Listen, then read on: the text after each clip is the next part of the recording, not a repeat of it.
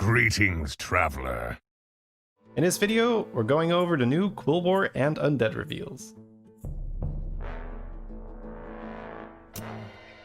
First up, we have the removed cards. You can see that there's no more Crone, 3 little Quilboar, and Pokey. Those are the important ones here.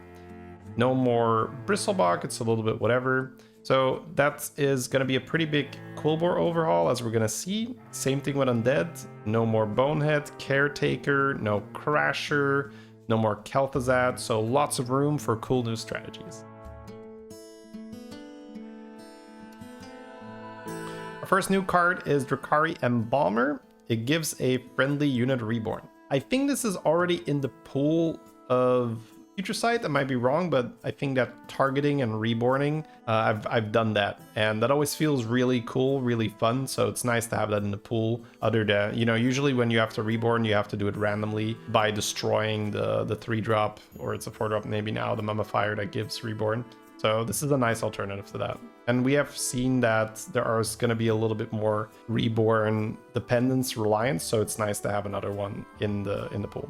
We have Friendly Geist. This is a death rattle. It gives your spells that grant extra stats, or spells that grant stats an extra 1 attack. That is really abusable with Reborn and with Titus. So this can rack up really quickly. If you have a golden one with Titus with Reborn, that's 8 attack on spells. So yeah, even though that's not quite as good as your Undead have attack wherever they are, because that means tokens get buffed, that's still pretty significant if you cast a Shiny Ring and your whole board is like 40 extra damage. So that means the first, you know, charge of your Undead, the first layer, is going to do a lot more. And it also means that this could potentially fit into a Menagerie type build where you don't even have to play full Undead. You can just farm this with Titus and just have lots of attack on your spells and play more Menagerie. And here we have Carapace Razor. It's a 6/3 with Death Rattle, get a Haunted Carapace. Here we can see what the Carapace is. It's a tavern spell that gives your minions +2/+1 until next turn. So definitely quite viable if you have lots of spell buffing going on. That's going to be lots of tempo. Keep in mind you can reborn this. You can use it with Titus. Suddenly you have a handful of these and you just go and buff your whole board. So not a bad card. We have Campfire Shadow. Rally, get a plain copy of a random enemy minion. That feels amazing, because an enemy minion oftentimes is a lot better than a random minion because your opponent has gone through the trouble of buying it. So think Titus, Drukhari, Bran, cool 6-drops. But it seems like a really cool minion. And you can reborn this because it's an Undead, so it can attack twice, and it could maybe even attack 3 times if you're lucky and it survives, or, you know, hits like a Mana Saber token or whatever. So lots of potential to snowball the game out of control. So it seems like a really cool value engine to have this early. Scourge Harvester. After you summon an Undead in combat, gain its stats. Now there's going to be lots of reborn, as we've already seen, so we should be getting lots of attack on this unit. But is there a way to get a lot of health? I'm not sure about that, because Blanchy is out, so you're not going to get a huge reborn Undead with stats. So I suppose maybe like base skill on an Amalgam, but that's really specific. But who knows? You could have like a huge Amalgam in your hand, and then you base skill and you summon it, and then the Scourge Harvester gains all its stats. Very specific, but probably just going to be something with lots of attack if you put it in the back. We have a new 2-drop, Ride or Die.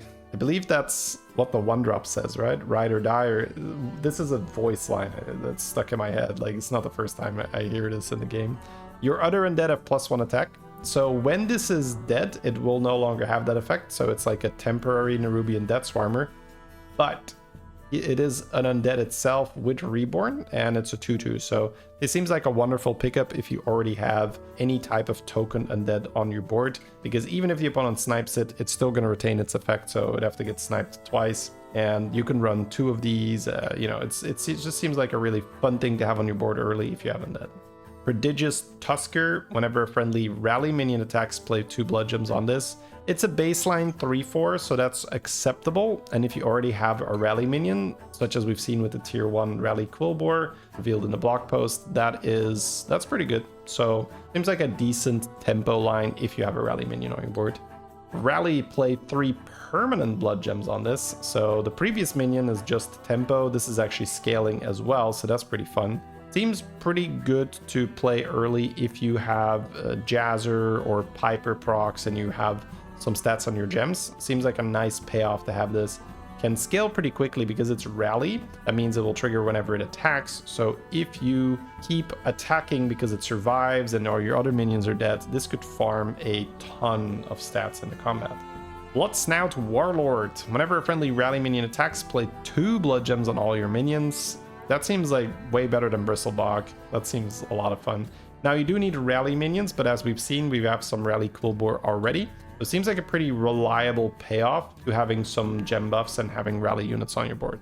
So it seems like a nice tempo option to put on your board. And here is the counterpart to that. We have Sanguine Refiner. This seems so much fun. Rally, your blood gems give an extra 1 to this game. So again, keep in mind, you can put this position 1, you can put this position 6. The Sanguine will attack, buff the gems, then the other guy will go up, buff your board.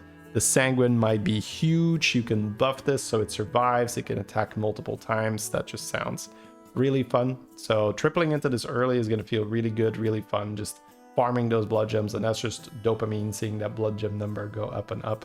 Because Quilboar are very good at using that scaling, right? Hogwatcher gives a Quilboar Divine Shield. Wow, that is something we haven't really seen before. That's cool. It's hard to process. I mean, it just seems like a really good card when you're high rolling and you have money and you're strong. You can just put Divine Shield on your whole board, which further increases the chance that the rally minions get to attack multiple times. I can already imagine a scenario where you're fighting an undead board or a beast board and they have a lot of tokens, so the combat goes on forever and you just rally and you farm and you farm and you're just like, oh, this is so good. Oh yeah, it seems like a really fun type to play. Hot Air Surveyor is coming back. This was broken when it was in last time, but it was in with Agam. So that's a very specific thing. Agam will not be in this time. So casting the blood gems doesn't necessarily translate as well. Now, with Prophet of the Boar and huge stats on your gems, there is still room for this to be really good because you can cast this on a Cleave, you can cast this on a Myrmidon, and you can... We've already seen in the blog post that there's a way to copy stats from the All-Seeing Elder, I believe it was. So there's going to be some room to make this good. This card just has so much potential. You can maybe put it on Magnetics and then buff with Beatboxer or so. There's going to be ways to make this really strong. We have Charlie coming back. Yeah, Chalga just comes in and out. We know what it does. It's fine. It probably doesn't really suit the archetype we're seeing right now, but I guess once you have a lot of stats on your gems, you're going to want to run this instead of the combat buffing, so get some permanent stuff. So probably more something if you're playing like just Piper, Jazzer, and then you hit Drakari and you play Charlie. It's fine, I guess. Then we have Rothhide Null coming back, +1 attack for each friendly minion that died this combat. This was really tilting when it came out of something like a Sneed hero power at the end of the fight, and it just hits your guy for 20 damage, and then you lose. Other than that, it's like, okay, you know, it's a 1-4, right? Not a big deal. Roadboar is back, but it will now be a rally unit on tier 3. Where you get 3 blood gems. So that means that as a 3/2, it could get sniped, so that's pretty scary. But if it does connect, you're looking at a 6/5, or you can put the blood gems somewhere else. Roadboar was really nice when it was a 2-drop, and it would just survive, and then you get more gems on it, and it would just survive again, and farm even more gems. Now, it's going to depend on attacking, so quite a different unit, but probably also necessary because we see that there are a lot of rally payoffs in the game, so they just need a lot of rally units for that to feel good. So probably much better as a rally unit given the meta we're in. Alright, Jelly Belly is back. Instead of gaining 3/3 on a reborn, it's going to gain 1/2, but permanently. Wow, that is a nice upgrade. We also see that there are lots of reborn support, lots of reborn payoffs, so you're going to want to put reborns on your board anyway. So this seems like a really nice thing to roll into early if you already have 2 reborns, and then you just hope they don't snipe it and you start scaling. So Seems like a really strong 3-drop to pick up if you have the early reborn setup. Bonker is now the rally keyword. That makes sense, right? Everything on attack becomes rally.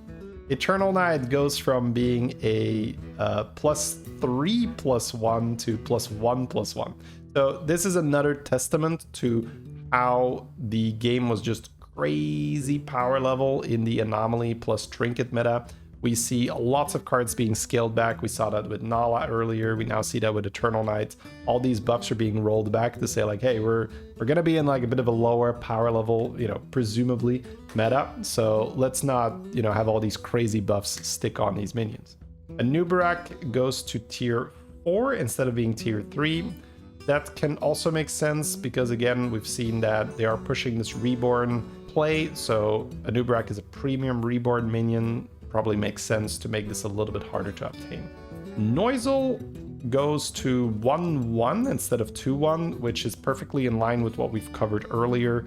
All these crazy buffs that were necessary to compete with the crazy Murloc scaling and demon scaling we saw in the previous meta, well, the meta we're still currently in, they get rolled back because it would probably be a little bit too much. So again, that all just points to likely a lower power level season, which I guess is welcome after a while, otherwise you just keep going crazier and crazier and crazier.